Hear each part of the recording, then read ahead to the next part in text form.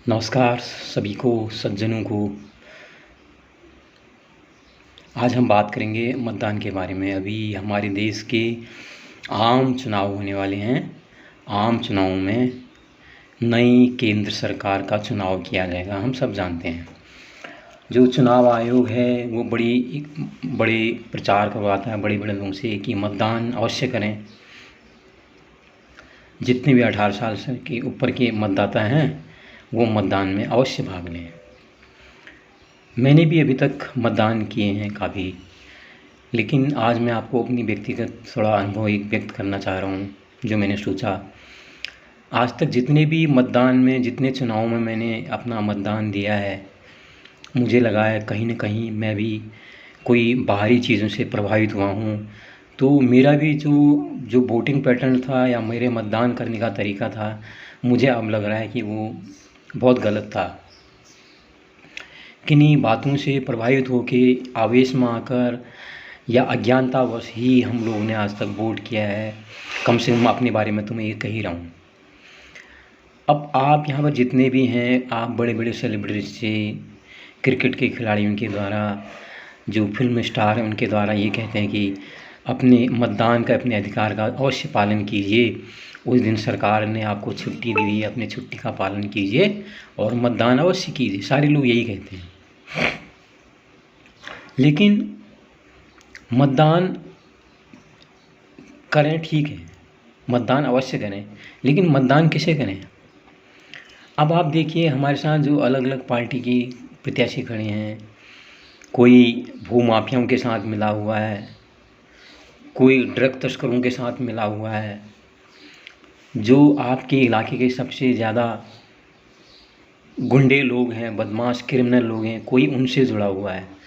हमारे पास जो प्रत्याशी हैं वो तो यही हैं। तो हमने क्या अपराधियों का चुनाव करके अपनी विधायिकाओं में या अपने संसद में भेजना है? एक प्रश्न तो ये है। दूसरा, आज तक या जो कराया जाता है, क्या कराया जाता है? जितने भी, चाहे हिंदू हो चाहे मुस्लिम हो, उनको डराया जाता है कि तुम अगर फलां को वोट दोगे तो तुम्हारा अस्तित्व खतरे में आ जाएगा। वो खतरे जो हमारे सामने हैं, उन खतरों की बात ये लोग नहीं करते हैं। ये लोग हमारे बुद्धि पर, हमारे विवेक पर सारे लोग पर्दा डाल देते हैं और अविवेकी होकर ही हम लोग वोट करते हैं। फिर हमको इस तरह से एक नैरेटिव चलाया जाता है, इस तरह से कुछ बातें हमको बताई जाती हैं कि हमको लगता है हाँ यार, वास्तव में हम लोग बहुत खतरे में हैं। अगर हमने फलां व्यक्ति विशेष की सरकार नहीं बनवाई तो हमारा अस्तित्व खत्म हो जाएगा। बार बार लोग तुर्क और मुग़लों की बात करते हैं या अंग्रेज़ों की बात करते हैं। आज तो हमारे देश में न तो तुर्क रहे न मुग़ल रहे। अगर वो इतने ही ज़्यादा शक्तिशाली थे, दमनकारी थे, तो उनके शासन समाप्त कैसे हुए? आप सोचिए। आप अंग्रेज़ों की बात कीजिए, अंग्रेज़ों ने भी यहाँ पर करीब 200 वर्ष राज किया। बाकायदा बहुत जगह पर लिखा रहता था, dogs and Indians are not allowed in this road. बड़े होल्डिंग लगाए थे, मतलब कुत्तों के बराबर तुलना करते थे। लेकिन अंग्रेज़ कितने थे? कुछ गिने चुने थे, हज़ारों में थे या लाखों में थे। उनके पीछे कौन थे? वो करोड़ों लोग उनको, उनके सरकार में, उनके पुलिस में, उनके प्रशासन में कौन थे? सारे भारतीय लोग थे। कैसे वो बनाए गए? उनको कुछ को कुछ लालच दिया गया, कुछ उनको पद प्रतिष्ठा की, उनकी कुछ कमियां ढूंढी, उनको अपने साथ जोड़ा। मतलब मेन तरह से अंग्रेज़ों ने भी अगर राज किया तो कैसे काम किया? हमारे दिमाग पर ही उन्होंने कब्जा किया। सबसे पहले हमारे दिमाग को इस तरह से उन्होंने वो सपने दिखाए कि भैया अगर हम बनेंगे तो ये होगा। कुछ उन्होंने काम किए कि ये ज़रूर है कि जैसे रेल है, रेल जितनी जल्दी दुनिया में रेल का आविष्कार हुआ, उसके 15-20 साल में भारत में आ गई, ये ज़रूरी है। और बहुत सी जगह उन्होंने जो बिल्डिंगें वगैरह बनाई हैं, वो बनाई तो बिल्डिंग भारतीयों ने ही है, लेकिन उन्होंने पहल ज़रूर की, ये बात ज़रूर है। लेकिन उन्होंने हमारे दिमाग का ही इस्तेमाल किया और वो प्रणाली जो अंग्रेज़ों ने अपनाई या पहले मुग़ल और तुर्कों ने अपनाई, वही तो आज की शासन व्यवस्थाएं भी अपना रही हैं। आप आज़ादी के बाद से जितने भी ले लो, कोई कहता है गरीबी हटाओ, तो आपने गरीबी के नाम से एक ब्रेन वॉश करके वोट खिंचाए, आपने उन लोगों पर अटैक किया। आप लोगों ने हिंदू के नाम पर वोट लिए, आपने मुसलमान के नाम पर वोट लिए, आपने जाति के नाम पर वोट लिए। क्यों लिए? पहले आपने दिमागी रूप से सबको विभक्त कर दिया, अलग अलग धर्मों में, अलग अलग मजहबों में, अलग अलग जाति में पहले आपने बांटा।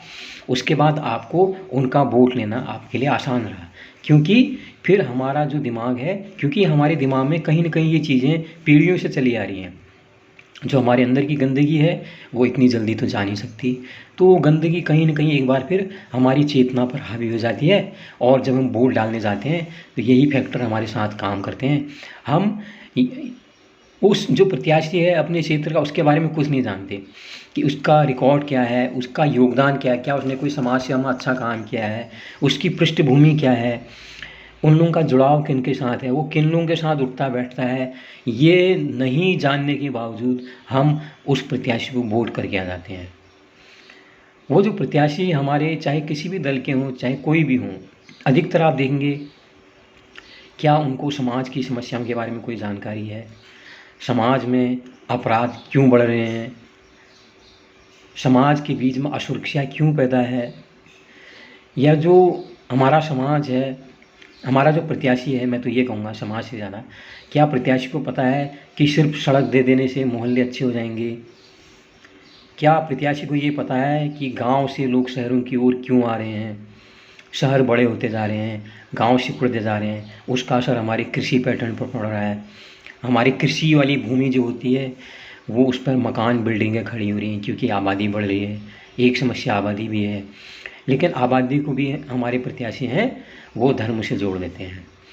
तो ये प्रत्याशी जिनको क्लाइमेट चेंज के बारे में कोई जानकारी नहीं है, ये प्रत्याशी जिनको शिक्षा के बारे में कोई जानकारी नहीं है, शिक्षा को जैसे उन्होंने मजाक बना के रख दिया, सब अपने अपने ढंग से शिक्षा को लाद देना चाहते हैं। लेकिन जो शिक्षा हमारी पुरातन शिक्षा है, जो कहती है पहले अपने आप को जानो, स्वयं को अगर हम जानेंगे तो हम लोग मतदान भी जागरूक होकर करेंगे, अच्छे ढंग से मतदान करेंगे और सही प्रत्याशी को हम आगे भेजेंगे, और उसी की वजह से हमारी जो सरकार है वो भी अच्छी बनेगी। लेकिन हमने उन ज्ञान को, उन उपनिषद के ज्ञान को, उन वेदों के ज्ञान को हमने पुरातन कह के या पौराणिक कह के हमने उनको टाल दिया है।